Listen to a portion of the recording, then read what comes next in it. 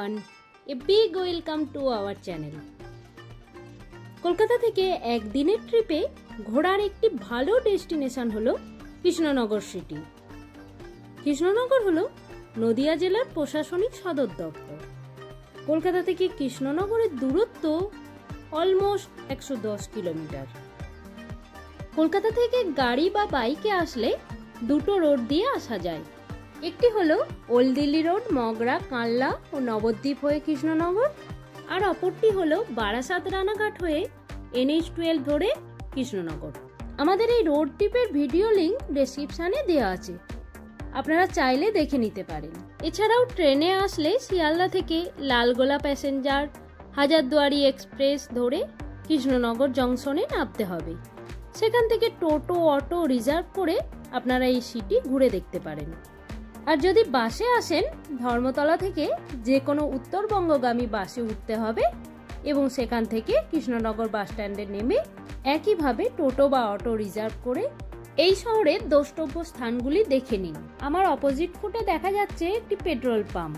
এর ঠিক পাশেই অবস্থিত এখানকার জনপ্রিয় রেস্টুরেন্ট মাদার্স হাট।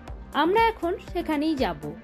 এই রেস্টুরেন্টটা রাস্তার উল্টো দিকে হওয়ায় আমাদের কিছুটা এগিয়ে গিয়ে সামনে থেকে ইউটার্ন নিতে হবে।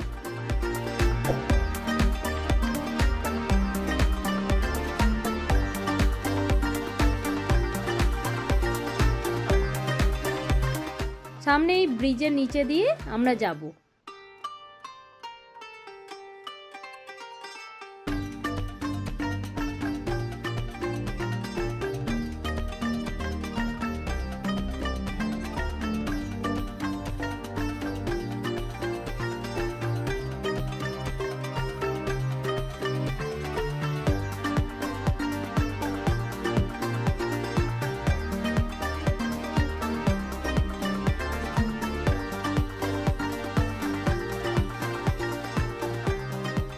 আমরা চলে এলাম মাদার্স হাটে। সামনেই বড় পার্কিং স্পেস আছে। এখানে আসলে গাড়ি রাখার কোনো অসুবিধা হবে না। এখানের ব্যবস্থাও বেশ ভালো। সামনে রেস্টুরেন্টটা দেখা যাচ্ছে, ঠিক গ্রাম বাংলার কুড়ে ঘরের আদলে তৈরি। চারিদিকটা খুব সুন্দরভাবে সাজানো গোছানো, ফোয়ারাও আছে। খুবই সুন্দর জায়গাটা। এর বাইরের এরিয়াটাও অনেকটা বড় এবং এতটাই বড় যে এখানে বিভিন্ন অনুষ্ঠানেও ভাড়া দেওয়া হয়। বিভিন্ন রকম গাছ রয়েছে, আমবাগানও আছে ভিতরে।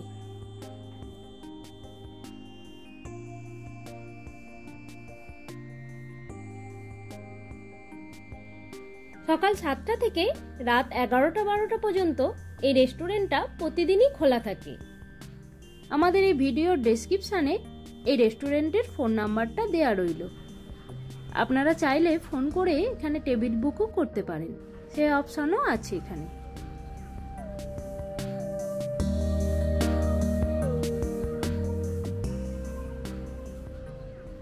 সামনেটা একটা হাট মতো করা আছে। এর দুয়ারে বসেছে কিছু দোকান। দোকানগুলোতে মেনলি রয়েছে বিভিন্ন হ্যান্ডমেড জিনিসপত্র, জামা কাপড়, ব্যাগ এবং রয়েছে এখানে অনেক অক্সিডাইজ জুয়েলারি। আপনারা চাইলে এখান থেকেও কালেক্ট করতে পারেন এই সমস্ত কিছু। এরপর আমরা চলে এলাম রেস্টুরেন্টের ভিতরে। ভিতরের অ্যাম্বিয়েন্সটাও খুবই সুন্দর। এই মাদার্স হাটে এসি নন এসি মিলিয়ে অনেক কটা সেকশন আছে। বসুধা, চৌরঙ্গি, বিভিন্ন রকম সেকশন আছে যেখানে আলাদা আলাদা খাবার পাওয়া যায়, যেমন চাইনিজ, ইন্ডিয়ান, ইটালিয়ান, বিরিয়ানি। এক এক জায়গায় এক এক রকমের খাবার পাওয়া যায়। এটা হলো বসুধা সেকশন। এখানে কেবলমাত্র বাঙালি খাবারই পাওয়া যায়, আবার থালি এখানে সার্ভ করা হয় না। এর ঠিক পাশের সেকশনটাই হলো চৌরঙ্গি। এই চৌরঙ্গিতে আবার সমস্ত কিছু সার্ভ করা হয়, তাই আমরা এখানেই বসেছিলাম। এই রেস্টুরেন্টের একটা বিশেষত্ব হলো এটা বেশিরভাগই মহিলা পরিচালিত। রান্না করা থেকে শুরু করে বিভিন্ন অর্ডার নেওয়া এবং সেগুলো সুন্দরভাবে সার্ভ করা সবকিছুই তাদের দায়িত্বে ছিল। তবে কিছু জেন্টস স্টাফও ছিল। এদের অনলাইন ও অফলাইনে দুরকমই মেনু কার্ড পাওয়া যায়।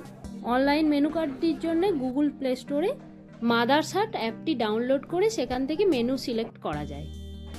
খাবার অর্ডার দেওয়ার পর এখানে বিলটা পেড করে দিতে হয়েছিল। আমাদের স্টার্টার চলে এলো। স্টার্টারে ছিল চিকেন চিজ পিৎজা। এটার টেস্ট বেশ ভালো ছিল।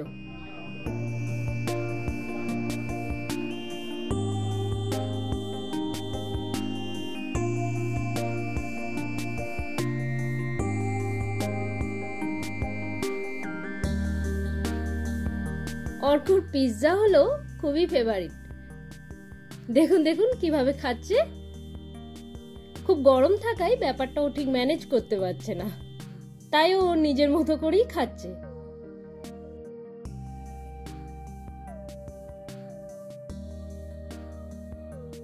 এরপর চলে এলো আমাদের মেন কোর্স। মেন কোর্সে আমরা নিয়েছিলাম এখানকার বসুধা স্পেশাল পদ্ম পাতার থালি, আর তার সাথে ছিল পোলাও থালি, আর ছিল ভেটকি মাছের পাতুরি। পদ্ম পাতার থালিতে আছে ভাত, ঝুরঝুরে আলু ভাজা, বড়ি ভাজা, ডাল, ফুলকপির তরকারি আর পটলের একটা সবজি, আর ছিল ছানার ডালনা, সাথে চাটনি আর পাঁপড়, স্যালাডও ছিল।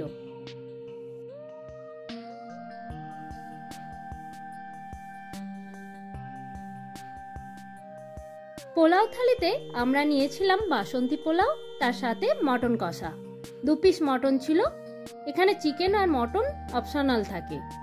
সাথে ছিল 1 পিস সন্দেশ। আলাদা করে আমরা 1 প্লেট মটন কষা নিয়েছিলাম, যেখানে 3 পিস ছিল। টোটাল সমস্ত কিছুর দাম পড়েছিল 1000 টাকা। খাবারের কোয়ালিটি বেশ ভালো ছিল, আর দামও মোটামুটি ঠিকই ছিল।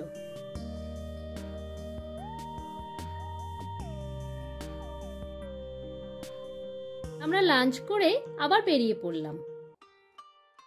এখন আমরা যাব কৃষ্ণনগর রাজবাড়ি দেখতে। এখান থেকে কৃষ্ণনগর রাজবাড়ির দূরত্ব 4-5 কিলোমিটারের মতো। টাইম লাগবে 15 মিনিট। এই রেস্টুরেন্টের বাইরে অনেক টোটো দাঁড়িয়ে আছে। আপনারা এই টোটোই করেও ঘুরে দেখতে পারেন। আমরা এখন NH-12 এর পাশে সার্ভিস রোড দিয়ে যাচ্ছি।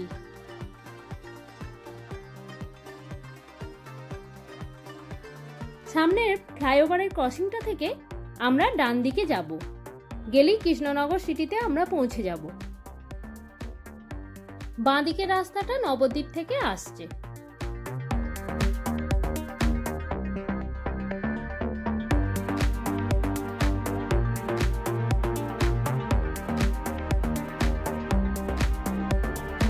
আমরা এখন চলে এলাম রাজবাড়িতে। ওই দূরে দেখা যাচ্ছে পুরনো তোরণটি। এই জায়গাটার নাম হলো চকের মোড়।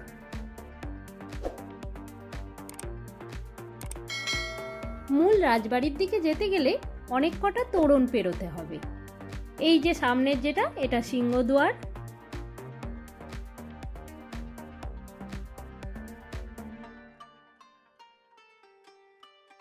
এটাই হলো মেন রাজবাড়িটি। অনেকটা বড় জায়গা জুড়ে এটি অবস্থিত, তবে ভিতরে প্রবেশের কোনো অনুমতি নেই। প্রতি বছর দুর্গাপুজো, জগদ্ধাত্রী পুজো আর 12 দোলের মেলার সময় রাজবাড়ির গেট সর্বসাধারণের জন্য খোলা থাকে। ওই সময় আসলে আপনারা ভিতরটা ঘুরে দেখতে পারবেন। এই সেই গেট, যেখান দিয়ে রাজা কৃষ্ণচন্দ্র আর আমাদের সবার প্রিয় গোপাল ভাঁড় এক সময় যেতেন। ছোট থেকে আমরা গোপাল ভাঁড়ের অনেক গল্প শুনেছি। আজ উনারই জায়গায় এসে বেশ ভালো লাগছে। রাজবাড়ির সামনে এই মাঠটিতে 12 দোলের সময় বিরাট বড় মেলা হয়। সেই সময় অনেক দিন রাজবাড়ি খোলা থাকে।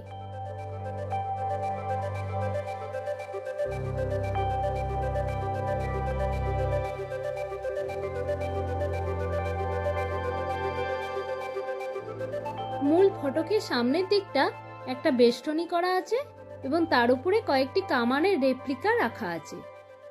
একসময় শত্রুর আক্রমণ এভাবেই প্রতিহত করা হতো।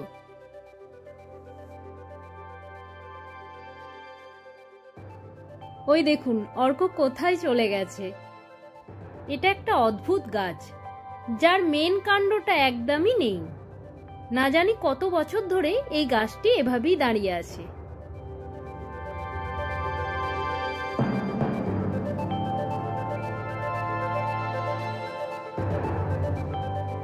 রাজবাড়ি দেখে আমরা আবার বেরিয়ে পড়লাম আমাদের নেক্সট গন্তব্যের দিকে। সামনের যে পুরনো ফটকটা একেবারে জরাজীর্ণ হয়ে যাওয়ায় এটাকে আবার রিপেয়ারিং করা হচ্ছে। কৃষ্ণনগর স্টেশন থেকে এই রাজবাড়ির দূরত্ব প্রায় 3 কিলোমিটার, টাইম লাগবে 10-15 মিনিট। তাই আপনারা স্টেশন থেকেও টোটো বা অটো ভাড়া করে এখানে রাজবাড়িটা ঘুরে দেখতে পারেন। এই রাজবাড়ি থেকে 2 কিলোমিটার গেলেই পড়বে এখানকার বিখ্যাত মিষ্টির দোকান অধরচন্দ্র দাসের মিষ্টির দোকান। এখানে সরপুরিয়া হলো বিখ্যাত। এবার আমরা যাব নৃসিংহ মন্দিরে। রাজবাড়ি থেকে প্রায় 7 কিলোমিটার দূরে এটি অবস্থিত। এই রোডটা হলো কৃষ্ণনগর নবদ্বীপ রোড। পাশে যে পুকুরটা দেখা যাচ্ছে, এই পুকুরের মাহাত্ম্য অপরিসীম। এটা এক সময় মন্দাকিনী নদী ছিল। কথিত আছে সত্যযুগে নৃসিংহদেব যখন হিরণ্যকশিপুরকে হত্যা করেন, তখন এই পুকুরে এসেই তিনি তার নখ ধুয়েছিলেন। এই জায়গাটার নাম হলো ঠাকুরতলা। কৃষ্ণনগর ও নবদ্বীপ 2 জায়গা থেকেই এখানে আসা যায়। বাসে আসলে নামতে হবে ঠাকুরতলা স্টপেজে। এখানেও পার্কিং এর সুব্যবস্থা আছে। পূর্ব ভারতে নৃসিংহদেবের মন্দির খুব একটা চোখে পড়ে না। সাধারণত দক্ষিণ ভারতেই এই পূজা বেশি প্রচলিত। মূল মন্দিরে প্রবেশের বাঁদিকেই রয়েছে একটা তমাল গাছ, যেখানে অনেকেই মনস্কামনা পূরণের জন্য ধাগা বাঁধে। মহারাজা কৃষ্ণচন্দ্র এই মন্দিরটি এখানে প্রতিষ্ঠা করেন। এই মন্দির সম্পর্কিত একটি মাইথোলজিক্যাল জনশ্রুতি প্রচলিত আছে। স্থানীয় অধিবাসীদের কাছ থেকে জানতে পারলাম যে মহারাজা কৃষ্ণচন্দ্রের রাজত্বকালে ঘোষেরা এখানে গরু চড়াতে আসত। সে সময় এক গরু এই শিলামূর্তির কাছে এসে প্রতিদিন দুধ দিত। ঘোষেরা ব্যাপারটা খেয়াল করে এবং মহারাজ কৃষ্ণচন্দ্রকে জানান। এরপর স্বপ্নাদেশ পেয়ে মহারাজা কৃষ্ণচন্দ্র এই স্থানে মন্দিরটি প্রতিষ্ঠা করেন। পৌরাণিক কাহিনী থেকে আরও জানা যায় যে ভগবান নৃসিংহদেব সত্যযুগ থেকেই এখানে বিরাজ করছেন, তাই এই স্থান নৃসিংহপল্লী রূপেও খ্যাত। এই মন্দিরের এরিয়াটা অনেকটা বড়। এখানে একটি সুন্দর থাকার ব্যবস্থাও আছে। এই শ্রী চৈতন্য সারস্বত মঠের ফোন নাম্বার আমরা ডেসক্রিপশানে দিয়ে দেবো। এখানে এসে থাকতে চাইলে আপনারা ওই নাম্বারে কন্ট্যাক্ট করে নেবেন। এটা হলো মূল মন্দিরটি, যেখানে ভগবান নৃসিংহদেব শিলামূর্তি রূপে বিরাজিত। প্রচলিত রীতি অনুসারে এখানে ভগবানকে প্রসাদ রূপে পায়েস দেয়া হয়।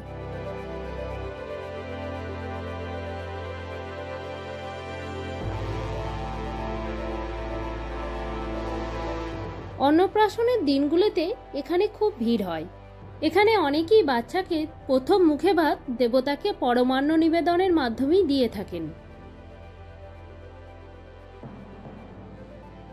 এই সামনে দেখা যাচ্ছে যে দিঘিটি, এটি হলো সত্যযুগের মন্দাকিনী নদী। এখানেই নৃসিংহদেব হিরণ্যকশিপুকে বধ করার পর তার নখ ধুয়েছিলেন। বৈশাখ মাসে এখানে একটা বড় মেলা বসে। এই মন্দিরটি কৃষ্ণনগর থেকে প্রায় 7 কিলোমিটার দূরে আর নবদ্বীপ থেকে প্রায় 12 কিলোমিটার দূরে অবস্থিত।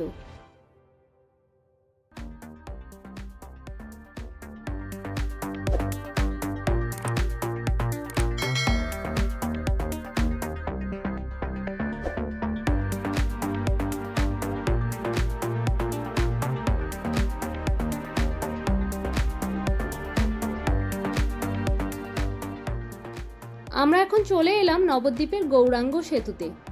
এখানে ম্যানুয়ালি 10 টাকা করে টোল নেওয়া হয়।